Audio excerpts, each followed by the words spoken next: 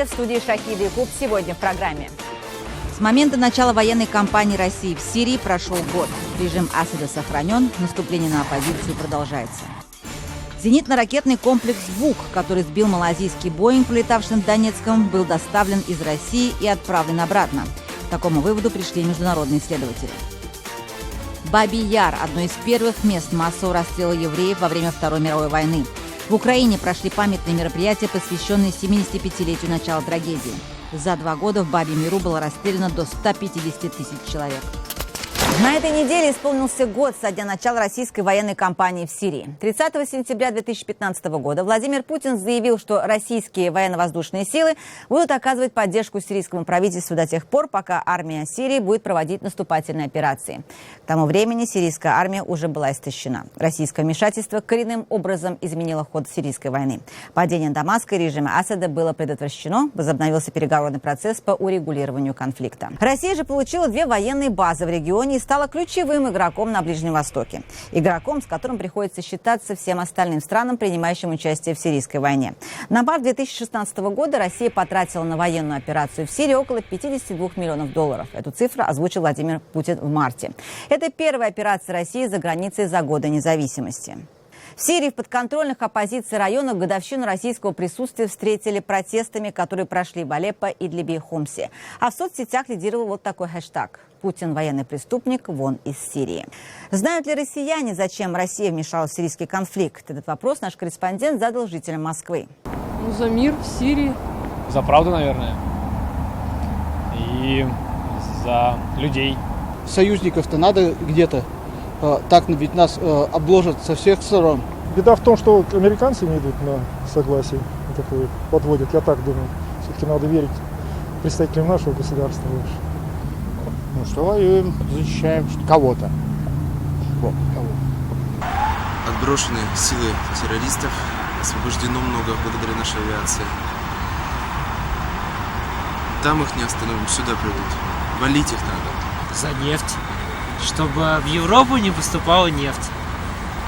Башар Асад наш союзник, и его отец был еще в советское время нашим союзником. Мы потеряли всех друзей, друзей терять нельзя. В США свои амбиции на внешнеполитической арене, у нас свои. И с помощью Сирии мы также можем и делаем это. Самоутвердиться. Россия, которая поддерживает Башара аль-Асада совместно с сирийской авиацией, наносит авиаудары по подконтрольным оппозиции районам. По данным ООН, за 6 лет войны в Сирии погибли по меньшей мере 400 тысяч человек. Более 5 миллионов стали беженцами. Большинство спасаются от насилия армии Асада и так называемого ИГИЛа. Я побеседовала с журналистом сирийской медиаорганизации Тайром Аль-Тахли и спросила его о том, как он расценивает вмешательство России в дела его страны. Россия совершает преступления против сирийского народа. Она поддерживает Башара аль-Асада, и все действия этой страны направлены против гражданского населения. Посмотрите, что происходит в Алеппо на протяжении последнего месяца. За этот год, по нашим данным, Россия уничтожила 398 гражданских объектов, включая больницы. Мы, сирийцы, прекрасно знаем разницу между сирийскими самолетами и российскими. Сирийские используют старые вооружения, новое есть только у российской авиации. Россия не борется с ИГИЛ в Сирии. Россия убивает там женщин и детей. Подвести итоги и проанализировать ситуацию я пригласила журналиста Орхана Джемали и представителя международной организации Human Rights Watch Таню Лакшину. Исполнился год со дня начала российской военной кампании в Сирии, и со мной сегодня об этом беседуют журналист Орхан Джемаль и представитель международной правозащитной организации Human Rights Watch Таня Лакшина. Мой первый вопрос к Орхану. Орхан, вначале было заявлено, что Россия начинает кампанию в Сирии для того, чтобы бороться с так называемым ИГИЛом. Насколько ИГИЛ пострадал от российской военной кампании там? Ну, скажем так, в настоящий момент Россия больше сталкивается с ИГИЛом, чем это было год назад, когда практически таких столкновений не было. И, по сути дела, первую половину войны Россия поддерживала войска Асада в противостоянии свободной сирийской армии и как бы сателлитам исламизма. Ну, удалось им добиться того, чего они хотели. В принципе, сейчас, мне кажется, главной страной в этом переговорном процессе является Россия. В значительной степени Россия укрепилась в Сирии именно вот на асадистских территориях, расширила там свое военное присутствие. Безусловно, вошла в некий переговорочный процесс и взаимодействие с Соединенными Штатами, превратившись из такой страны-изгоя в неприятного, но союзника. Это абсолютно бесспорно, да, именно так. Ну а цену, которую заплатил сирийский народ за все это, ведь количество бомбовых ударов по гражданским объектам, в том числе больницам, намного увеличился. Таня, ваша организация занимается расследованием всех этих инцидентов. Разнообразие чудовищного оружия, которое применяется в Сирии в совместных сирийско-российских операциях по зонам, которые густо заселены гражданскими, но оно просто невероятно. Это и отравляющие вещества, то есть химическое оружие, это и зажигательное оружие, это кассетные бомбы, ну то есть вот... А есть у нас доказательства того, что все это оружие, все эти кассетные бомбы, фосфорные бомбы бросаются именно с российских самолетов? Да, ряд случаев, которые мы документировали, пожалуй, указывает на то, что это было именно с российских самолетов. Об этом свидетельствуют все описания ситуации, которые мы получили от местных жителей и так далее. Со стопроцентной уверенностью, правда, говорить мы не можем. Россия является непосредственным участником конфликта. Эти операции, они совместные. То есть даже если конкретная бомба летела не с российского самолета, за то, что произошло, за страдания гражданского населения, Россия все равно несет ответственность. В последнее время Алеппо стало эпицентром всех этих военных действий. Такое ощущение, что Россия делает все для того, чтобы помочь войскам Асада взять этот город и просто избавиться от всех этих батальонов сирийской оппозиции многочисленных, для того, чтобы он консолидировал свою власть. И тогда, мне кажется, у международного сообщества, у других переговорщиков в этом процессе просто не будет другого выхода, как признать то, что Асад останется у власти в Сирии, даже если какой-то компромисс будет достигнут. Ну, давайте так. Мы, во-первых, не знаем содержания российско-американских договоренностей, но мы можем предполагать какие-то узловые пункты с этим связаны. Первый узловой пункт – это, конечно, состав террористов, кого запишут в плохие парни, кого признают допустимыми. Второй пункт – это география регионов, которые попадут под протекторат тех или иных сил. Сирия будет раздербанена на различные части, которые юридически могут и считаться федеральным государством, но по сути будут подмандатной территорией, как это было после, допустим, Первой мировой войны. Я полагаю, что, конечно, есть какая-то российско-американская договоренность о судьбе Алеппо, но на земле эти договоренности не соблюдаются по простой причине. Договариваются одни люди, а воюют другие. Таня, ну все эти военные действия, они сказываются на гражданском населении. А людям-то что делать? Ты можешь попробовать бежать. С некоторой вероятностью погибнуть в море. И дальше в качестве беженца прийти туда, где тебя не хотят. И ты можешь остаться. И если ты останешься, ты можешь погибнуть под бомбами, ты можешь быть ранен и так далее. То есть выбор в данном случае для гражданского населения, он совершенно катастрофический. Россия, которая принимает участие во всех этих операциях военных, от которых, собственно, бегут гражданские, фактически никакого вклада не вносит в помощь сирийским беженцам. Знаете, сколько всего беженцев? 2 человека. Где-то еще у 1200-1300 есть временное убежище. Большое спасибо, коллеги. Спасибо большое, Орхан Джемаль, журналист, и Таня Лакшина, представитель правозащитной организации Human Rights Watch. По мере того, как российская авиация продолжает бомбовые удары по подконтрольным сирийской оппозиции районам, переговорный процесс находится на грани срыва. Об этом заявил госсекретарь США Джон Керри, сказав, что договариваться на фоне бомбежек не имеет смысла. Более 600 человек получили ранения за последнюю неделю в подконтрольных оппозиции районах сирийского города Алеппо. Об этом сообщил заместитель спецпосланника ООН по Сирии. Сирийская армия начала наступление на эти районы неделю назад. Сначала это приняло форму интенсивных авиаударов, а потом началась наземная операция, в которой помимо сирийской правительственной армии принимают участие проиранские военизированные формирования и бойцы движения Хезболла. Более 250 тысяч человек лишены возможности покинуть эти районы. Всемирная организация здравоохранения проработала возможные варианты эвакуации гражданского населения. Сейчас вопрос крайней необходимости — эвакуация раненых. И сделать это нужно как можно скорее. В среду под удар попали две крупнейшие больницы в восточной части Алеппо. Авианалет пришелся на район, подконтрольный повстанцам, который противостоит правительству Башара аль-Асада. Уничтожены электрогенератор и система подачи кислорода. Многих пациентов удалось увезти в другие госпитали, но многие оказались погребенными под завалами. Медики уверены, что знают, кто выпустил ракеты. Российские самолеты пролетели над Алеппо и начали пускать ракеты. Многие погибли и пострадали. Люди пришли за хлебом в соседнюю пекарню, а в результате были убиты. Мы до сих пор не знаем точного количества жертв. Мы просто не можем туда добраться. Мы связались с журналистом сирийского агентства «Смарт» Мухаммедом Наджмиддином, который находится в Алеппо, и попросили его описать ситуацию в городе. Боестолкновения сейчас проходят в северной части Алеппо, в районе Мухаим-Хандарат. Российские военные самолеты находятся в небе над Алеппо и обстреливают этот район вакуумными ракетами и с фосфорными бомбами. Почти все гражданские больницы города закрыты. В городе 58 районов, в которых проживает около 300 тысяч человек. Только 3 больницы сейчас ведут прием больных, оказывая в основном первую помощь. В них осталось 7 или 8 операционных залов. Не хватает медикаментов и медицинского оборудования, крови. Количество раненых в результате обстрелов и бомбардировок резко возросло. Большинство основных продуктов питания исчезло с рынка. Простейшая кунжутная паста стала просто чудом. В дефиците все виды топлива, в том числе газ. А ведь предстоит зима. Малайзийский «Боинг», потерпевший крушение 2 года назад в Донбассе, был сбит из российского зенитно-ракетного комплекса «Бук». Таков результат работы международной следственной группы. Этого доклада ждали больше года. Первыми доклад следователей показали родственникам погибших в авиакатастрофе. Напомним, что все 298 пассажиров, находившихся на борту лайнера, погибли.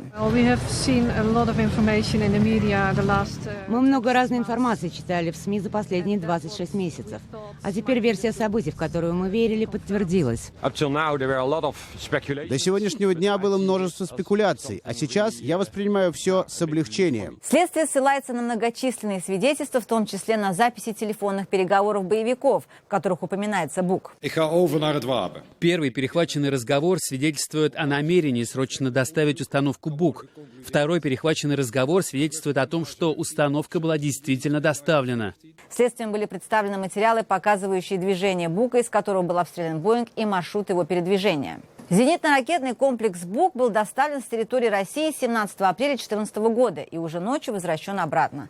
Российско-украинскую границу «Бук» пересекал своим ходом. По территории Украины «Бук» перемещался на тягаче в сопровождении автомобилей сепаратистов.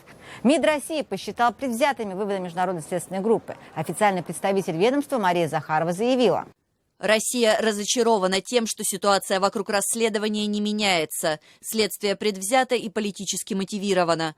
Самовольно назначать виновного и выдумывать желаемые результаты превратилось в норму для наших западных коллег. Хочется спросить, сколько можно? У украинского МИДа другая версия. Там говорят, что новый доклад – важная веха на пути привлечения к ответственности виновных. Международные следователи пока не предъявляют обвинений. Расследование продлили до 2018 года. Чем все это может закончиться? Об этом мы спросили журналиста Сергея Пархоменко, который провел собственное расследование обстоятельств крушения «Боинга». Он внимательно следит за расследованием международной комиссии. Голландцы работают сегодня не на нас с вами, вот это важно. Не на журналистов, не на публику. И даже не на родственников погибших. Они работают на суд.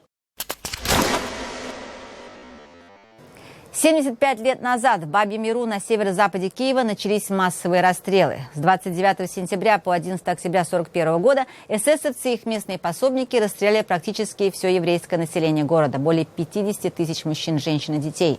Всего в течение 2 лет в Бабьем Яру было убито до 150 тысяч человек. Евреев, цыган и советских военнопленных. О том, как это было, Международному институту исследования Холокоста Яд Вашем рассказали люди, которым удалось спастись. 29 числа вдруг объявления висели кругом. Так сказать, всем они не писали евреям, писали жидам. Значит, явиться вот на такую-то, такую-то улицу, взять с собой только ценные вещи. Кто не явится, расстрел. Никто ничего не понимал. Все вообще думали, что нас будут куда-то вывозить, выселять. Нас как-то провели немножко вперед. Потом сказали вещи все положить и раздеться. И в это время я увидел страшную вещь. Я увидел, как немец вырвал у старика, еврея, на руках был внучек, и вынул «Зайтенгевер», называется по-немецки, штык, и одел его на штык. Потом эти колонны, которые вот так вот шли, как-то немцы стали так делать, чтобы они уже шли. Потом они сделали так, что люди уже шли по одному. Уже не выскочишь никуда, никуда. Перед глазами у меня так стоит, что такой стол, и они начали вырывать, у кого золото есть. Значит, если это, так могли с куском уха тоже оторвать. Зубы вырывали, эти коронки, все бросали, бросали. Я понял, что нас будут убивать. Они все время всех били. Я только спрятала ребенка своего, чтобы меня били не его. И запустили 20 собак, овчарок. Эти овчарки стали кусать людей за ноги, чтобы эта толпа людей ближе подошла к обрыву. И такие дорожечки ведут вот на эту горку, такие дорожечки. С этой стороны внизу в яру лежат пулеметчики и стреляют. Внизу 45 метров, 45 или 50 метров я не мог измерить, но такая была глубина. Я увидал лежащую женщину, мертвую, еврейку. На ней лежал маленький ребеночек, ну, может быть, ему было год или два, и он сосал грудь. Но он жил, а мама была убита. И каким образом я очутился внизу, я не знаю. Но я знаю точно, что я упал с этой высоты вниз. Я видела, как папа упал и потянул маму с собой. Потом сестры, а потом я уже не помню. Спустились немцы, группа немцев, и стали достреливать тех, которые были раненые. И один немец стал мне на ноги. И я, чтобы боль заглушила мой крик, я укусил себе за палец, вот за этот палец. Но хочется же выбраться наверх, раз ты остался жив, а ступенек нету.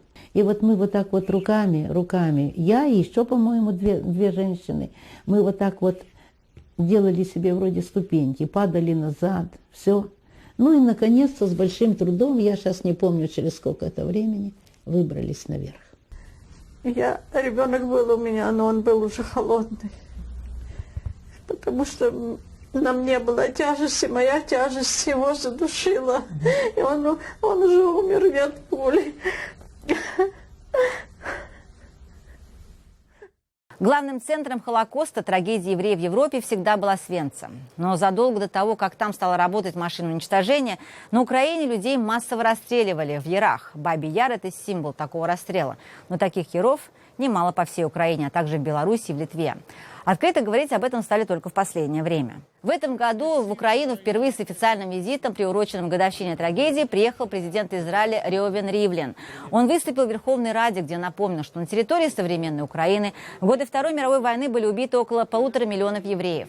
Он также заметил, что среди украинцев, а особенно среди организаций украинских националистов, было множество пособников убийств евреев. Официальные лица никак не прокомментировали слова Ривлина, а в ООН заявили, что его слова – это плевок в душу украинцам. Тема истребления людей по национальному признаку в Украине, Германии, Югославии – это то, о чем надо говорить. Потому что иначе страшные трагедии могут повториться. О том, как меняется отношение к расстрелам Бабьему Яру в Украине, я говорила с представителем канадской организации «Украинская еврейская встреча» Петром Залмаевым. За столько лет, это первый раз, когда проходят такие мероприятия по поминовению жертв Бабьего Яра. Почему именно сейчас? Почему этого не было сделано раньше, скажем? Действительно, сейчас достаточно исторически важное явление, потому что в первый раз за историю постсоветской Украины расставляются правильные акценты на этой трагедии. В частности, тот факт, что большинство убитых в этой трагедии были евреями, и что они были убиты за то, что они евреи. А мы когда-нибудь сможем узнать имена всех этих людей? Я думаю, этого нет. Имена всех людей мы, конечно же, не узнаем, к сожалению. Знаете, всегда процесс исторической памяти и примирения со своей собственной историей – это очень тернистый процесс. И Украина, конечно же, здесь тоже не является исключением. Но тот факт, что украинское правительство, в частности, в лице самого украинского президента Петра Порошенко, принимает столь активное участие в этих мероприятиях, Это свидетельствует о том, что Украина уже заступила на правильный путь. Но Украине еще придется пройти значительный отрезок этого пути. На этой неделе в России главной темой стал голый скандал. Поводом ко всему стала открывшаяся в Москве выставка американского фотографа Джока Стоджеса, который десятилетиями снимает семьи нудистов. Уполномоченные по правам ребенка и пара депутатов Госдумы назвали выставку детской порнографией и потребовали ее немедленно закрыть. Призыв этот услышали добровольцы в камуфляже, которые в результате без решения суда и прокуратуры просто заблокировали работу галереи. Что это? Самоуправство или судилище нового формата? Или очередной шаг к торжеству культурного мракобесия? Ринат Давлетгильдиев о границах морали по-русски. Вот это должна быть позиция русского каждого человека. Потому что культура должна быть русская у нас. А европейская культура нам здесь не надо. За пару дней до этого разгрома выставка культового фотографа Джока Стерджеса «Без смущения» вдруг показалась ряду российских политических персонажей распространением детской порнографии. Сперва сенатору Елене Мизулиной, той самой, которая борется то с оральным сексом, то с бэби-боксами. Затем новому омбудсмену по правам детей Анне Кузнецовой, которую в России многие побаиваются за ее чрезмерное православие. Хватило одного поста в Фейсбуке с хлестким эпитетом «Выставка для педофилов», и защитники нравственности достали свои банки с мочой. Подождите, депутат уже один поможет, прошу, подождите. Десяток молодых людей – представители общественного движения «Офицеры России». Они взяли на себя роль, по сути, полиции и закрыли выставку без решения суда и постановления прокуратуры, превратившись одновременно и в правоохранителей, и в искусствоведов. И выставка с сегодняшнего дня закрыта. То есть, несмотря на то, что... Этот позор, кричит Сергей Борисов. Культовый советский, самый дорогой российский фотограф, оказался одним из немногих, кто пришел протестовать против действий самопровозглашенных офицеров без погон. Это вообще очень такая целомудренная выставка была. Я не понимаю, они просто решили попиариться, они ни с того ни с сего придумали себе такое дело. Напоминает бульдозерную выставку, только тогда эти люди, которые громили художников, они называли себя рабочими, а теперь офицерами. Тогда они громили бульдозерами, теперь я не знаю, что от них ожидать. Надеюсь, не танками они будут громить теперь нас в дальнейшем. Дружинники с властными амбициями, офицеры России – движение загадочное. Их лидер Антон Цветков даже в армии не служил, работает в общественной палате, а 2 года назад со скандалом стал еще и председателем общественной наблюдательной комиссии за тюрьмами Москвы. В среде правозащитников он считается подментованным и обслуживающим интересы силовиков. Когда мы обсуждаем эти фотографии, они совершенно по-разному могут быть восприняты психически неравенственными людьми. Вот один провокатор и хулиган, который туда зашел, взял, облил всех мочой. Неизвестно, что сделает следующий, соответственно, да? Впрочем, побороть смущение все-таки удалось. Не в галерее, так в соцсетях. Давайте устроим культпросвет под тегом «Мизулина Арт». Картинка и небольшой просветительский комментарий. Александр Иванов, Русский музей, 3 ногих мальчика, албанский пейзаж. С этого поста в Фейсбуке продюсера Алексея Бокова и художницы Айдан Салаховой в России начался голый флешмоб. В ход пошли Караваджо, Дейнеко, Петров-Водкин и да Винчи. Ленты заполнили голые тела. Самые смелые откопали и свою детскую обнаженку. Вы смотрели передачу «Настоящее время. Неделя». Я Шахида Якуб, и наша команда прощается с вами. Всего хорошего.